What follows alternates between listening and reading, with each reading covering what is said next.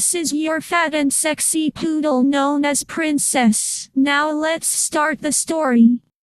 Love is forever. So is Blubber by Metal Brony 20. Chapter 1. Celebrations and Developments. A harsh wind whipped through the dust and gravel of the Badlands, kicking up great clouds of choking material into the air. Dried, shriveled bushes, bereft of any leaves, still clung to the cracked ground. These lands hadn't seen rainwater in centuries. The remnants of ancient riverbeds the only clue to their existence. Within a natural basin, surrounded by scrubby vegetation and low mesas, the changeling hive erupted out of the ground. Harsh spires stretched upwards into the sky, the pointed tips hanging menacingly against the yellowed sky. Though the outside of the structure was lifeless, inside was a different story. The howling wind was instead replaced with the chitter and buzz of the insectoid inhabitants. Queen Chrysalis beamed,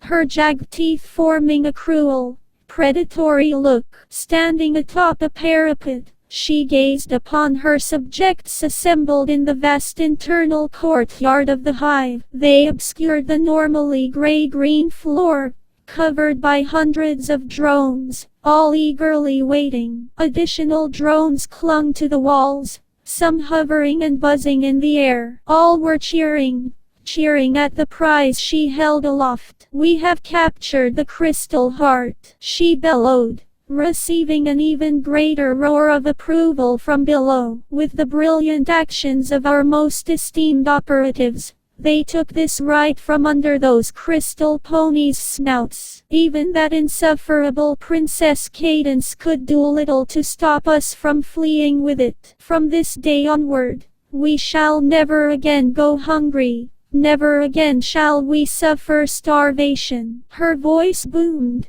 raising higher and higher in volume, reaching a crescendo, whipping the changelings into a frenzy of excitement. "This stone is saturated with pure love magic, an unending reservoir of love that the ponies so selfishly hoarded for themselves. No longer. Now, we shall never have to skulk through the back alleys, scrounging up meager drops of love. No, the changelings will live the rest of their days full and satisfied, like kings and queens of the world. We shall endure forevermore." Cheers and shouts of jubilation rolled over her, grasping the jewel in both hooves above her head. "My loving subjects, witness now as I unlock the full potential that the ponies so blatantly ignored." Hundreds of pairs of eyes watching, chrysalis magic enveloped the heart, the deep, sickly green energy intensifying as the gem shrank in size,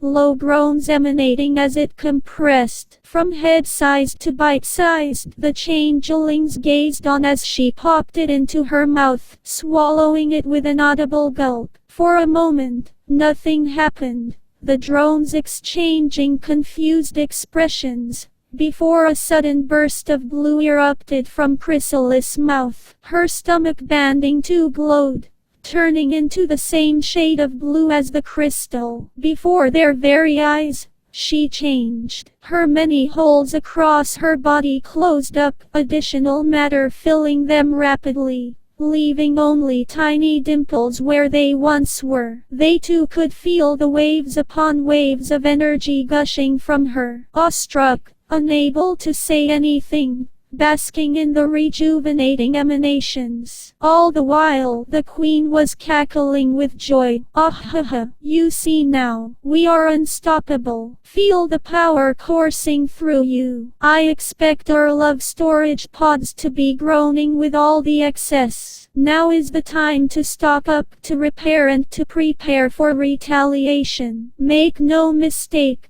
the equestrians will want their precious heart back, but we'll be ready for them, and we will prevail. For the hive, for the hive, for the queen." In the days following the Crystal Heart heist, The hive's inhabitants looked significantly more healthy than they had before. Following Chrysalis' forceful acquisition of the artifact that once was the crystal heart, her body had been radiating intensely powerful blasts of love energy. Because of the properties of the jewel, it had refused to digest, instead fusing with the queen internally. Changeling and pure love magic mingling as one. This merging of the crystal with changeling biology had forced it to expel all the energy it contained, a reservoir which was bottomless. And so, this had seeped through the entire hive, everything able to rejuvenate and feed. Imitating their queen, their bodies had made a startling recovery. Their limbs were now almost completely smoothed over, their membranous manes, tails and wings too patching up. In addition, they were constantly full of energy, the result of which had increased hive productivity. With the abundance of food, the queen had decreed that the drones must expand and develop the holding they already possessed. They had expanded the underground section of the hive, increasing the space available to house more of their kind. A new, more expansive tunnel had been dug to the underground lake that hydrated the hive, alongside the increased food storage. The larders, once heavily guarded and restricted, were now seeing dozens of drones flitter in, offloading excess love into the tanks attached to the walls. At this point though, the room was becoming exceedingly full. Pods upon pods of the pink energy were packed together, enough to bathe the entire room in a rose tincture. It was getting rather excessive. Already, plans to create another storage room were in the works. It was getting absurd with the amount of love they possessed, and yet, it kept on flowing. Most changelings were glad that they no longer had to fight for their food. Some though were getting just a tad worried. The decadence they now existed in felt alien to them. Their bodies, so used to scrounging off the barest scraps of love, were instead being pumped to capacity. They could barely stop moving from the amount of excess energy in their system, leading to them spending hours on end fruitlessly topping up storage containers to feel something other than being full. Constantly morphing forms, using spells, flying fast and erratically. Nothing seemed to work. Chrysalis herself sat upon her throne, basking in the aura, as a literal fountain of love. Her entire being was cracking with untold mountains of power. The heart and her were one, a second heart beating alongside her own. Each pound sent a cascade of nutrition across her. She cackled and laughed. The once vulnerable creature, now a glowing beacon of light. Her horn crackled with arcane might, easily able to pick up room-sized boulders, casting them aside with the ease a foal does with their toys. Oh, my, if I'd known this had so much power, I'd have tried to grab that trinket years ago. Her eyes flashed with malice. But the protective enchantments stopped us from getting close, those accursed licorns halting our progress. Well, up until the newest licorn did the job for us. That hideous foal, with its powerful, yet still pitiful wails, shattered the crystal, and, along with its temporary destruction, the permanent erasure of the spells too. She snarled, her horn wreathed in baleful energies. Damn those ponies! How dare they hoard all this love when my subjects are starving? Pointing it at one of the large stone sculptures, she unleashed the power. For a brief second, it bathed the room in a cloak of blinding green light as the power traveled the short distance. As it smashed into its target, she screamed at the top of her lungs. Then it was over. Panting heavily, she surveyed the damage. What was once a faithful replica of herself, carved from the finest granite, was naught but bubbling, glowing lava slowing onto the floor. What it had also created was a neat hole that tunneled through the outer hive walls, the walls of it glowing red. Her guards, normally so stoic, were staring in wide-eyed amazement.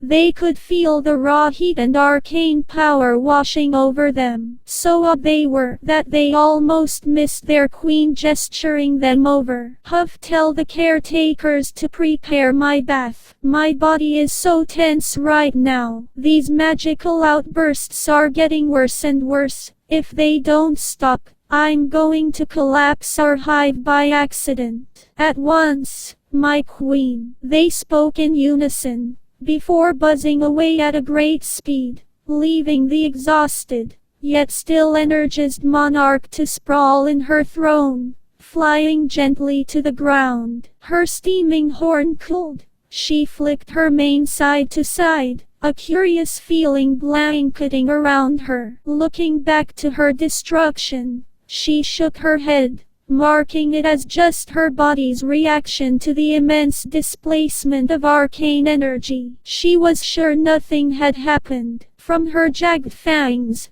to her blue glowing center, to the ever so slightly rounded plot cheeks that had suddenly developed. No, it was just fatigue. She expertly navigated the network of tunnels, heading straight to her room. Now was the time for warm suds, delicately washed carapaces and soapy, flowery smelling manes. Chapter 2: Ballooning and Retaliation. A few days had passed since her unfortunate magical discharge, and the issues for the queen had continued to mount. Pacing around in her throne room, the place was a far cry from the once well-maintained chamber it had once been. Her magical spikes had been enormous, leading to the destruction of more and more property, and the hive walls, where there had once been gaping holes, new fresh material plugged them up roughly,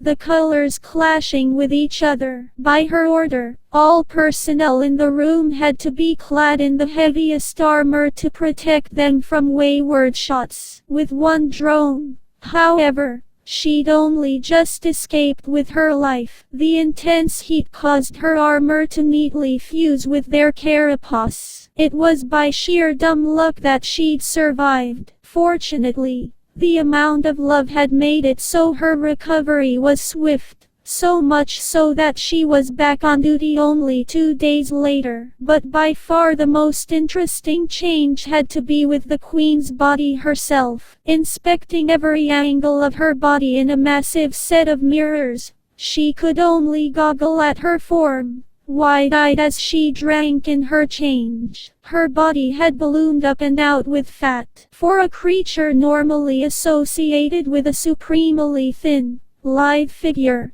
she was the polar opposite. Her flanks, once rather bony with a very minuscule amount of padding, had turned into cushiony orbs, strapped to her ass, creases marring them. These were connected to legs which had turned from sticks to logs, large creases of flab forming around her joints, swaddling them in plush adipose. Her blue glowing gut dangled below her like a sack of flour, reaching her knees with little trouble. Pressing a hoof into it, she watched as it sank in slightly, meeting heavy doughy flesh. She could see that it had divided into 2 rolls, squishing together side by side, forming squeezable love handles. Her neck and face too hadn't been spared one bit, widening out and sagging onto her back into a tire-like ring. Cheeks puffed up like they were holding marshmallows in them,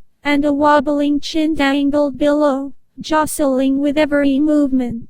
How did this happen? She screamed at her reflection. How did my beautiful figure become buried under so much of this heavy fat? I must be the fattest changeling to ever exist. Still, her mirror image refused to answer. its muzzle pulled up into a venomous skull. A sudden pulse of light from her middle drew her eyes down, the semi-opaque skin betraying its contents. Bah! If I'd known all this energy was going to make me this podgy, I wouldn't have swallowed the thing. From the great doorway a slight knock rang out, the doors opening moments later. Cautiously trotting inside was a drone wearing an orange hard hat. Yes, what is it you want? Well, Your Majesty, the storage room has reached maximum capacity. He spoke calmly, his voice holding an air of professionalism as he bowed. Already, is this true? It is. From floor to roof, a storage pod either occupies or is squeezed into any available space. Fine, see to it you start excavation on a secondary storage room. Try to keep using every inch of space in those old pods until you've finished. I will not have a single drop of love wasted. Very good, Your Majesty. With a slight spring in his step, he closed the door, leaving the Queen to her inspection. So we've filled our entire love store. That is excellent news. Just for us and us alone, and not for those selfish ponies. Her forehead creased, fangs baring. Or even that traitor that fled the hive. He will not bask in our bounty. Her eyes drifted across the room, catching the gaze of her guards, one of whom was staring straight at the Queen's ass, with dark purple eyes and a crimson neck fin. The offendingling was certainly unique. You, pharynx. I saw that, whatever was the meaning of that. Within an instant, the offending changeling stood bolt upright, his spear fumbling in his grip. Before he could properly fix his posture, his leader was standing over him, snorting and sending bursts of steam from her nostrils. Mum thought your flanks looked nice, he gulped, sweat trickling across his ashen skin and dark violet carapace. My flanks look nice. She glanced back, inspecting the basketball-sized lumps. I suppose they do have some charm to them, but still, the way you gazed upon me was out of line. Just be thankful that I don't send you on a practice infiltration mission to Yakyakistan. Is that clear? He didn't respond, his eyes suddenly flicking back to her body, as his eyes widened in surprise. My Queen, are you growing? Growing? Whatever are you prattling on about? Raising her leg, she jabbed at his chest with every word she spoke. I swear if I hear one more word out of you, She stopped, glancing back at her leg. Her breath caught in her throat as she watched on in shock as the limb seemed to be thickening, millimeter by millimeter. Staggering back, she stared aghast at the mirrors. You weren't lying, she stuttered out, her usual bravado suddenly taken out of her. Before her very eyes, she could feel pound after pound of extra mass suddenly materialize upon herself. The weight bearing down was growing by the second, her guards watching on in a mixture of shock and amazement. Like molasses, her onyx skin limped outwards with doughy blubber. Her stomach pressed her legs apart with the sheer amount of flesh accumulating there. What onyx is going on? She shouted, feeling an additional chin swaying about, slapping into her tire-like neck. Barely able to turn her head, she watched as creases of flab ringed her back, starting to trap her wings between the accordion-like slabs. Her butt, now starting to rival exercise balls in terms of size, began to rapidly envelope her tail, leaving bare strands of it poking out between the crevasse of buttock cleavage. This was further compounded by her legs continuing to thicken, the heavier rolls sagging below her knees in great, ovoid clumps. She could hardly move. Each step she took was an exaggerated slosh, sweat beading across her forehead as she tried to keep on her hooves. But, as the weight stacked on, she could no longer stand. With a last cry of frustration, she fell onto her gut, the blob of adipose acting as a mattress. "Someone please do something," she screeched, though much deeper in pitch than before, with a hint of muffling. "At once, my queen. I'll fetch a healer and an artificer," a female guard stammered, before bolting through the door. The rest snapped out of their trance, approaching the static mound of changeling. They shared looks, unable to do anything. Still, the swelling didn't slow. Already her forelegs had been forced to rest upon her belly, which was spreading across the floor, inch by inch. "What would you have us do?" Pharynx asked, seeing as he was the closest to her head. From between wobbling cheeks, a chill ran down his spine as he looked into his leader's eyes, eyes that were tinted with frustration and bitter sadness. I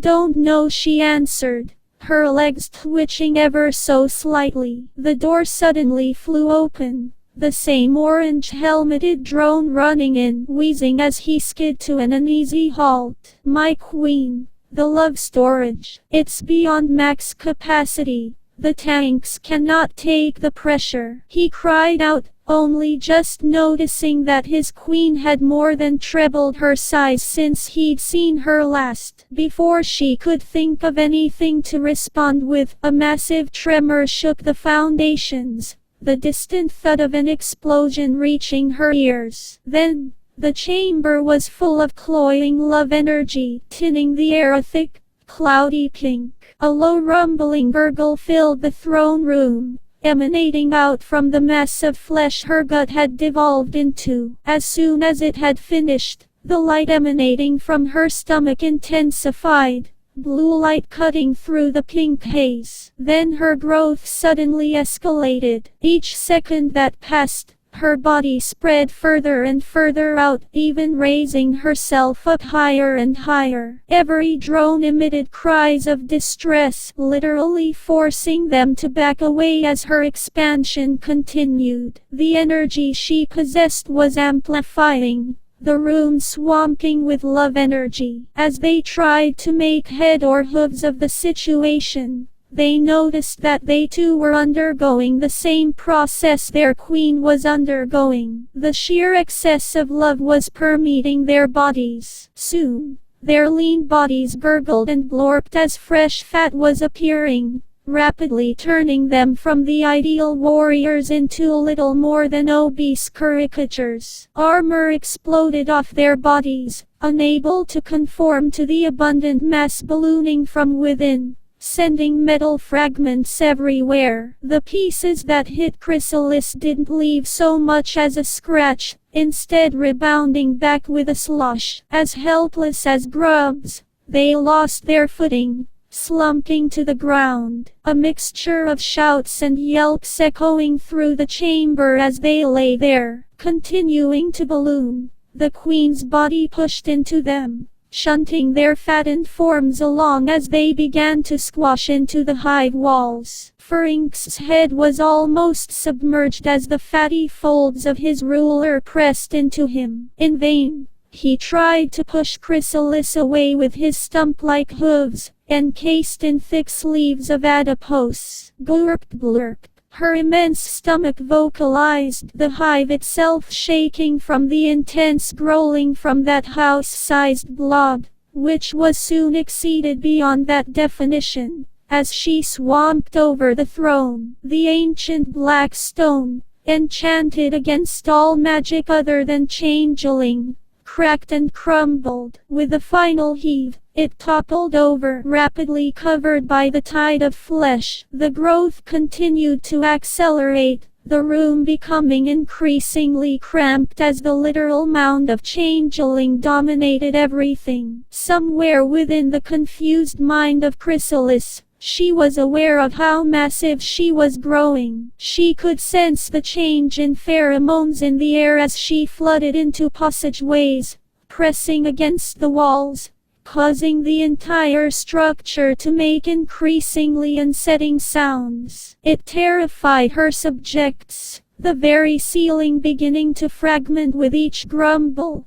groan and vibration. Her guards turned into blobs themselves, like miniature versions of their ruler as their hooves were sucked into their wobbling cannons, leaving them immobile as their growth continued. A crack of the resinous material echoed through the magnificent building, followed by many smaller ones, each one sounding like pure dread. The explosion moments ago had set them on edge, the air permeating with love being the next strike. The collapsing roof was the final straw. Like a raging river, the changelings ran or flew as fast as they could, desperate to escape whatever was happening as the once organized hive fell into pandemonium. Another splintering bang. A strong tremor rippled through the ground, the shock tangible to the changelings running on the ground as it traveled through their legs. But they didn't care. Their instincts told them to run, diving through halls and passages, evading falling architecture. They were oblivious to the rounding of their own guts and thickening of their hindquarters. Another crunch and a group of changelings were cut off as the spiral staircase ahead of them was filled with a gelatinous mess, oozing and squeezing its way through, blocking off passage after passage. As another quake rocked the hive, the first changelings dived out into the afternoon sun, not caring where they went, unaware they were being watched from not so far away. Surrounding the changeling hive, a great cliff rose into the air at the basin's edge. The great slabs of stone were dotted with scraggly bushes and twisted, splintered trees. From these points, the once lifeless areas were teeming with life, crowded across the slopes, unable to be spotted from the structure,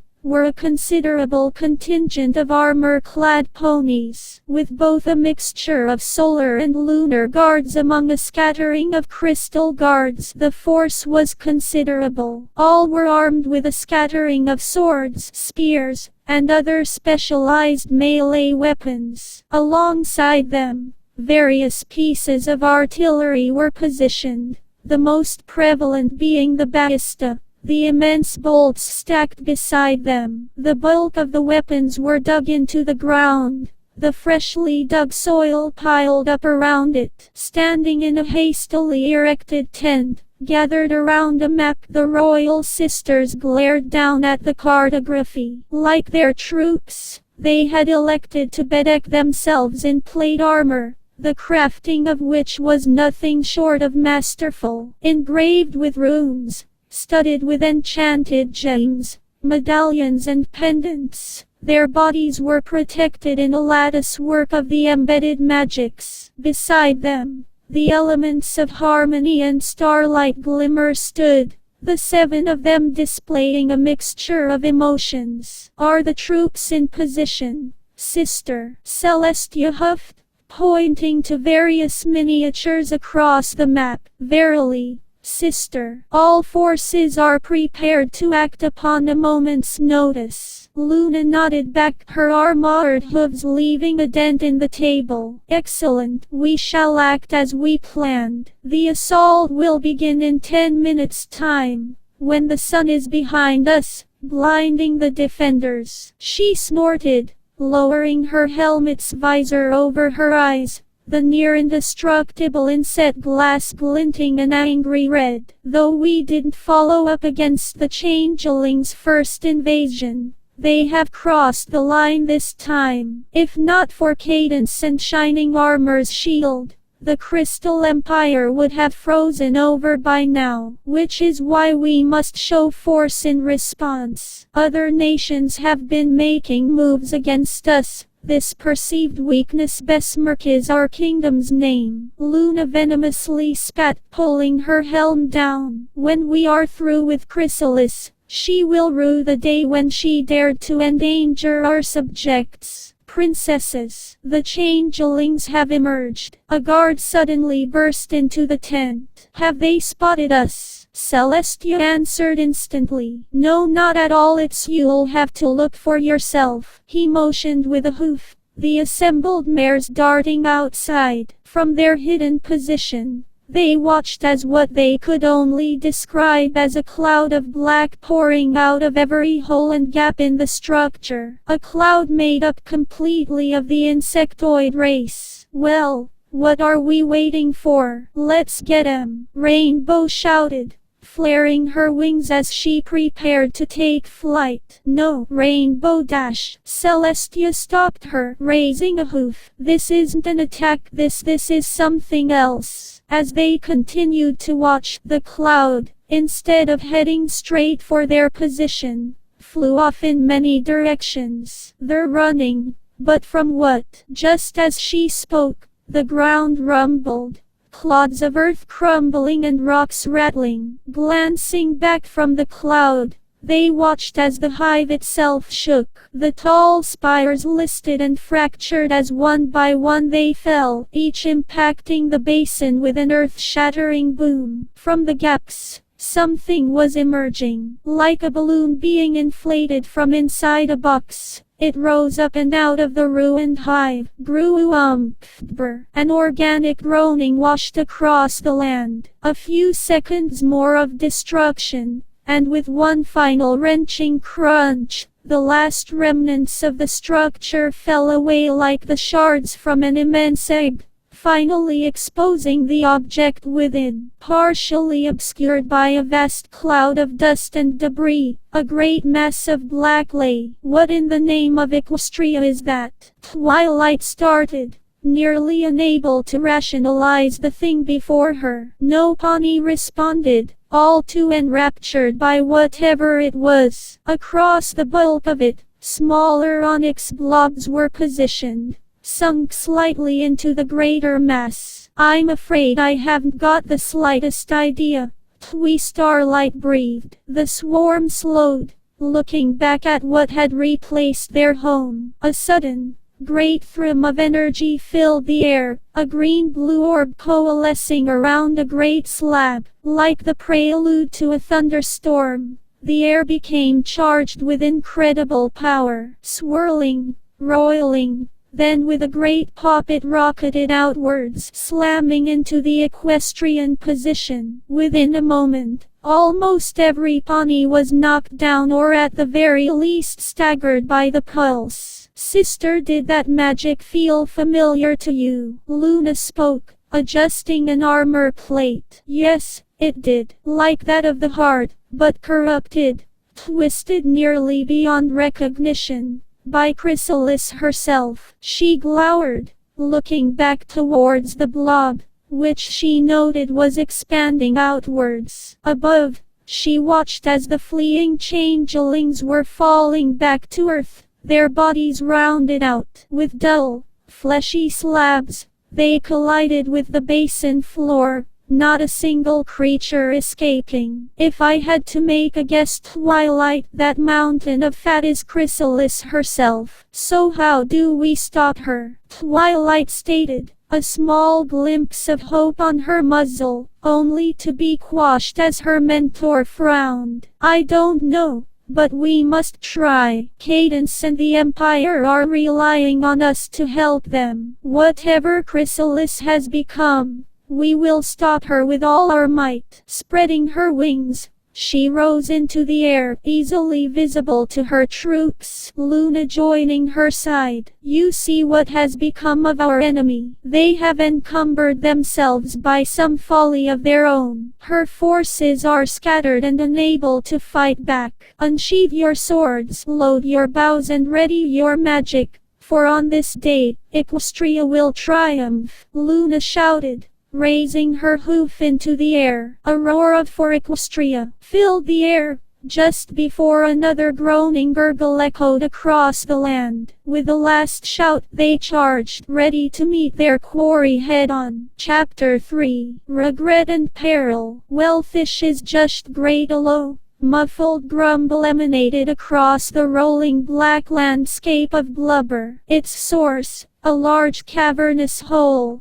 created by rings upon rings of neck and back fat. Within, the scowling face of the changeling queen, encased in folded, blobby lard. Well, it looked like glaring. Facial expressions were rather difficult to figure out, considering she possessed cheeks the size of small houses, with a stack of chins that melded with her neck lard, creating the impossibly bloated visage only able to see glimpses of the sky. Not to mention that she had lost the ability to turn her head a long time ago, courtesy of said lard. The only source of light that pierced through the shadows was her protruding horn, crackling and fizzling with immense arcane might. Her body, her beautiful skinny body, was drowned under thousands of tons of adipose. As much as she wanted that to be an over-exaggeration, it might have been closer to the truth if she called it an understatement. Simply put, the Badlands had a new landmark unceremoniously crushing it for the past few weeks. Her body was inconceivably big, better measured in kilometers than meters. Her belly was a force of nature, formed of innumerable rolls and folds. Each slab was easily as tall as a cliff, stacked atop one another like a pile of water beds made for dragon lords. Their sheer size and weight crushed everything before it. The messes were little more than bumps as her body rolled over, crushing the stone with all the ease of blowing a house of cards down. Still, the gelatinous flesh, stacked hundreds of meters into the air, was just as soft as it had always been, giving her subjects a place to live. Subjects just like herself, utterly enormous mounds of quaking, undulating lard, ranging from the size of carriages, up to sizes that rivaled some of the largest pony buildings. And even so, they looked like ants compared to their ruler. Whereas they could be quantified in terms of conventional buildings, she overtook an entire section of the map. Everything there, gone, wiped from existence with her almighty girth. Behind her, two immense orbs of ovular lard composed what was once her plot. Like everything else on her body, they were little more than just collection points for magically generated adipose and cellulite, crisscrossing her butt in many dimples and folds. The result was that they had become the size of mountains, the pair of them easily able to smash aside everything in their wake. The furthest points were busy invading the jungle directly behind her. Aside from these features, the rest of her anatomy was indistinguishable, a collage of adipose blending together, resulting in it being difficult to distinguish which parts of her were where. Limbs had been sucked into concentric, podgy rings, the ends swollen over, leaving her fore and rear legs as immense hill-sized pillows. Aside from the coloration, there was little to distinguish her species, sharing more in common with an amorphous mass of gelatinous, ash-gray dough than a stealthy, nimble creature. And to top it all off, the weight pressing against her throat had made her voice as deep as an Ursa Major. Ever since she'd been unleashed unto the world, no one had tried to stop her. No one that was successful, anyway. The day she'd broken out of her hive, the equestrians had launched an assault upon her, an assault which had ended in bitter failure. Expecting their steel blades to slice into her, the guardspanes were surprised when their weapons instead bounced off, unable to leave so much as a scratch upon her flesh. Even the ballast with their hefty projectiles just deflected off with comical sloshing noises. Finally, the combined power of Twilight, Celestia and Luna was brought to bear as one all-powerful beam of arcane might. Still, it left naught but a very slightly discolored blotch on her right shoulder area, which healed almost immediately. Scant seconds later, Chrysalis responded with an intense blast of green sickly energies. Like a volcanic eruption, the shot rocketed through the sky, slamming into the ground with a deafening crump. Her body recoiled from the shot, jiggling from the sheer force. Flyers were swatted from the air as an enormous shockwave hit them in the blink of an eye. Ground combatants, closer to the epicenter, were bowled over in short order. Seconds later, a volley of beams lanced past, missing the army. The shots instead smashed into one of the vast messes, blowing off house-sized boulders with each detonation that racked its flanks. Dozens more uncontrolled shots buzzed overhead, reducing the ancient sedimentary structure to rubble. One shot out of a cascade of rounds had decimated more than half of the equestrian forces, and so they retreated, utterly stumped by their immobile adversary. Days later, a second attempt that focused on containing her rather than fighting was put into motion. Even with the short time frame, she'd more than doubled her size. The rate of expansion increased continuously, allowing her body to maintain its growth. The princesses created an immense dome of a shield, encasing the entire basin. Yet this moment of hope that her growth could be stopped died. As she pressed against the barrier, initially her progress was halted. 4 days after, an immense battle of magical strength versus unstoppable weight ensued. Pressed flush against the transparent walls,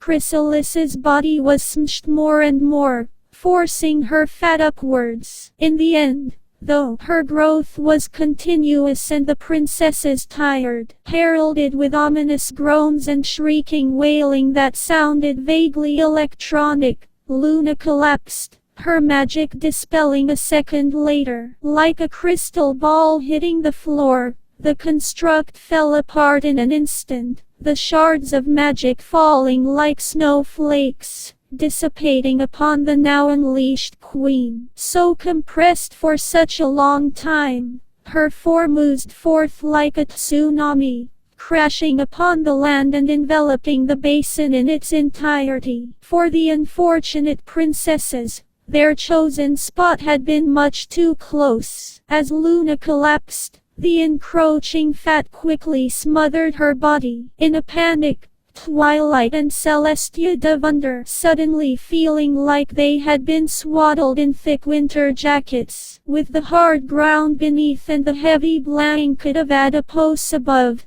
they waded their way under, fumbling around. By luck, Celestia grabbed Luna's hoof. With heaving, hard-fought breaths, the night princess was dragged out. From then on, no pony had dared to attack or stop her. It was so utterly tedious. Pouting through her thickened lips, she wondered just how vast she'd become. Objects felled through kilometers of flesh really didn't make for a good scale of distance. Thinking for a second, she lit her horn, conjuring up an unusual spell she remembered. Closing her eyes, she felt disoriented as her vision suddenly moved forwards and through her eyelids. A glowing pair of eyes materialized and hovered in front of Chrysalis's face, the orbs blinking a few times as she got used to them. An out-of-body spell she'd heard it being called, allowing a magic user to see from an outside perspective. With a silent command,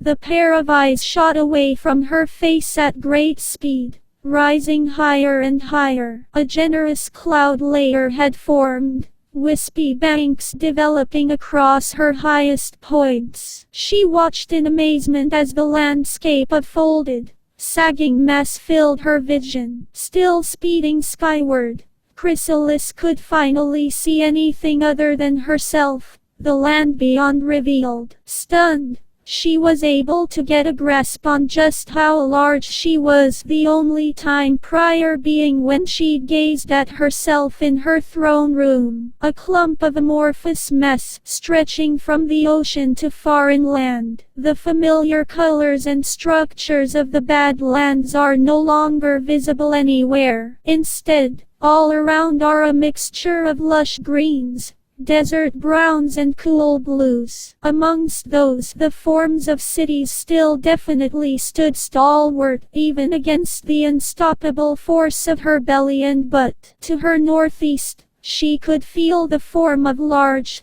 boxy concrete structures toppling one by one. As far as she could remember, the closest city in that direction was Baltimore. Zooming forth, she flew over to the city, her immense power allowing the projected screen to reach the city in moments. From there, she watched what she almost mistook for a festival or parade. No, it was no event. She watched the smattering of equines moving together in a multicolored stream, mostly earth ponies and some unicorns, among other creatures that hadn't been gifted with the power of flight. They all moved and suffered as one. Stallions had embittered and weary expressions plastered to their muzzles, essential items strapped across their bodies in an odd patchwork as they angrily marched along. Mare's eyes were shrunken, clear fatigue creasing their features, as they encouraged fillies and colts to follow. The young ponies were on the verge of tears,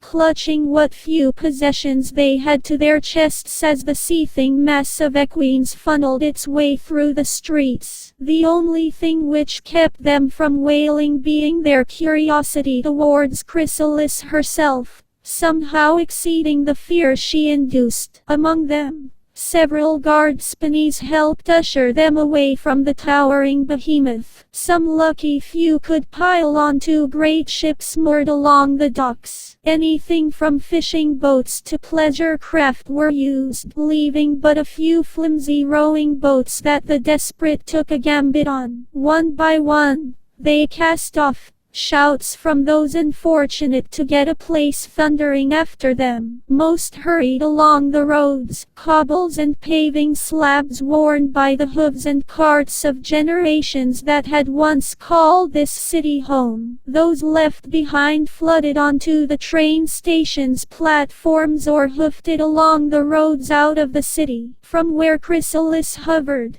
she could see her body in the distance, a constant presence on the horizon, like a mountain range that inexhaustibly drew closer by the day. From this, a dense shadow was cast over the city, the sun obscured even in the afternoon. To coincide, her vast pit of a stomach produced numerous gurgling and rumbling noises that echoed like distant thunderstorms. Each one would cause the civilians to glance back, the sounds of destruction following soon after. Feeling her form ooze over another skyscraper, she dissipated the spell, returning to the warm, dark cave. She sighed. Even in her blackened heart, pity and regret bubbled up, making her wish this whole fiasco would just end. Alas, what had happened. She could only hope that some greater force would stop this from escalating any further. And yet, with how much the situation had devolved, she too knew this was pure fantasy. Whatever shall I do? Stare at THSH Sky or at Michelf? Choyoshes, this was her life now. Nothing was close enough to talk to her anymore. Pharynx had once been positioned close to her bulbous cheeks, but like a boat floating away on the sea, he had gradually been pushed further from her face. He'd become lodged in one of her neck rolls, which was hundreds of meters away. Oh, who am I kidding? This is intolerable. This isn't life, she sighed, feeling her continually expanding form rolling over another house, the thick logs composing it snapping like twigs. Sure, she hated ponies, and really any other race that opposed the changelings, but this went far beyond even that. No longer a creature anymore, so much as a cataclysmic disaster unfolding and smothering the land. Unable to even communicate properly, as she'd attempted to do when a group of ponies came to talk with her. She tried to tell them, pleaded with them to remove the heart. Alas, all that came out was muffled whines and stutters. Her subjects, nestled within creases and splayed across pillowy rolls, were as helpless as newborn larvae, only surviving thanks to the abundance of energy literally distorting their figures. Like it or not, she was the sole cause of all this. Her raid upon the Crystal Empire to secure her people a future left them only with soft, blubbery despair. Cadence, Princess of Love and the guiding light for the Crystal Empire, peered out of the great windows of the Crystal Citadel, her eyes marred by large bags. Through them, she looked down upon the once quiet streets, now packed with refugees, either taking shelter amongst the houses or passing through as they prepared to make the journey east to Rainbow Falls and Griffonstone, the realm she was trusted with protecting. Yet she felt utterly defenseless against the devastation of the world she once knew. She'd heard it all before. Losing the heart wasn't her fault. Circumstantial events had led to it being taken. Nothing she could have foreseen. And yet her heart was aching constantly, a pit of guilt embroiling in her stomach. Turning around, she looked back at the conference table. A smattering of various leaders gathered around, trying to come up with a plan. Her aunts, Twilight Sparkle, Shining Armor, Prince Rutherford and the recently appointed Dragon Lord Ember threw a myriad of plans back and forth, most being unfeasible or just plain ridiculous. One involved an ambitious plan to settle on the changeling herself. The lack of resources, constant trembling and the stifling heat dissuaded them from pursuing the idea. There was a lot of shouting about how Yax will smash them, followed by repeatedly stressed responses about how it wouldn't work. There was only so much that Cadence could handle per day. At least she no longer had to worry about maintaining the shield anymore. That was one less burden to carry at least. The reason was because the harsh blizzards and snowstorms the North was known for had ceased to exist. The culprit, as was so often these days, was Chrysalis herself. It turns out that a perpetually expanding changeling weighing billions of tons would eventually impact the planet itself, having an almost matte black blob that rivaled continents for sheer size absorbed significant amounts of solar energy. This energy then heated up the air around the mass of blubber, causing more and more hot air to spread across the planet itself. So large was she that she generated her own air currents of scalding, dry air. Global temperatures soared, leading to utter devastation of the tundra that composed most of the frozen north. She shuddered, remembering when the Empire partially flooded from the amount of runoff created. She didn't dare think how hot the temperature must be above the changeling. It already felt like a pleasant summer day in Canterlot,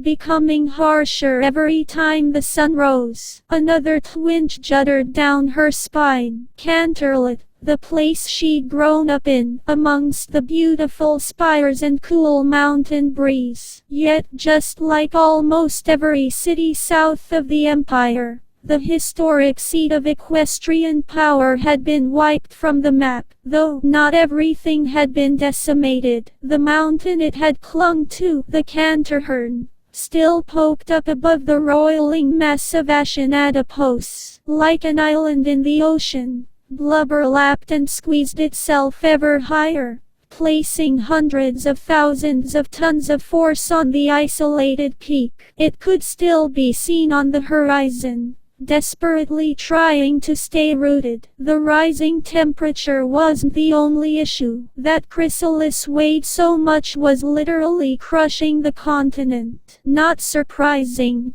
when her highest point reached far beyond even the tallest peaks surrounding Yakyakistan. The citizens of Luna Bay reported that their case had been completely submerged, the sea engulfing them with little effort. The goods stored in the warehouses ruined by the salt water, the culprit being that the equestrian continent itself was being pushed down into the planet, causing the already rising sea level to become just that bit more problematic as they sank down. Those places inland, unfortunate enough to be built on low ground, suddenly found their homes flooded. The changeling Blob, however, was unfazed by the water. After all, a good portion of the right side of her gut had been floating in the celestial sea, almost like a volcano, with the basalt black flesh expanding like new land. She gave a mirthful laugh. The planet itself was suffering just like its inhabitants, slumping under the stress much like she had. How about this? What if we free Tyric and use his magic draining powers to negate or reverse chrysalis growth? Twilight's voice wafted over to Cadence, a snort leaving her nostrils. No. Plain and simple, no. Even if he could absorb all the magic from chrysalis, he would be just as big, and would have a near bottomless reservoir of magic to decimate everything on the planet. So once he's been released, and if he can stop her, we would have an entirely new problem. Celestia thumped her hoof against the table,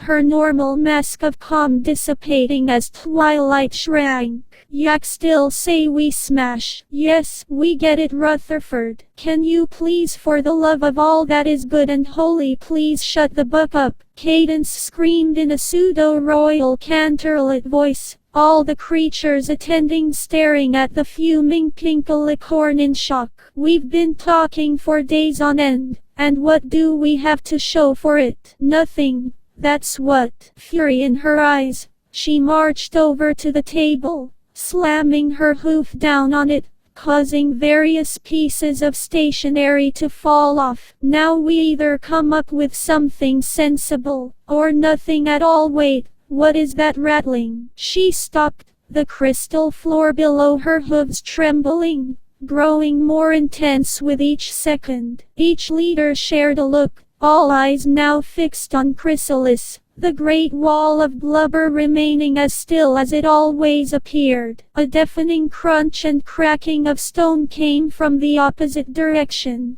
right behind the group. With dread swimming in their bodies, they about-faced. Like dough rising in a tin, the land buckled and fissured as it rose up and up. Then the surrounding land collapsed, the chunks landing with concussive booms. Where there was once just flat land, instead a great mass of black was busy pushing itself out of the earth. Great juicy smacks rang out as rolls of fat landed upon the ground. Bit by bit, the changeling continued to grow, forcing the surrounding ground to split and a great number of cracks to crisscross through the earth. The destruction radiated from that point. The land beneath the old tundra was filled with a number of caves and voids, the sudden fracturing causing the unsupported slabs to fall. The rail tracks, the fastest transport for those heading east, suddenly split, the ballast scattering as the sleepers were torn apart from each other, breaking the connection in an instant. Then came the yells of terror. The cacophony of distress reached all in the room, despair etching their way onto all their faces, as the hidden changeling continued to bulk up with tons upon tons of lard. The most influential and powerful creatures in all of Equestria could only watch on, unsure what they were going to do now. Time, however, was already slipping by, Chrysalis belly blorking once more, several thousand tons accumulating in seconds. A deafening crack followed this, as the Canterhorn finally fell, its impact softened by the kilometers of flesh surrounding it, rushing in to fill the void it left. Inexorably, Her belly crawled forth again, coming ever closer to the empire.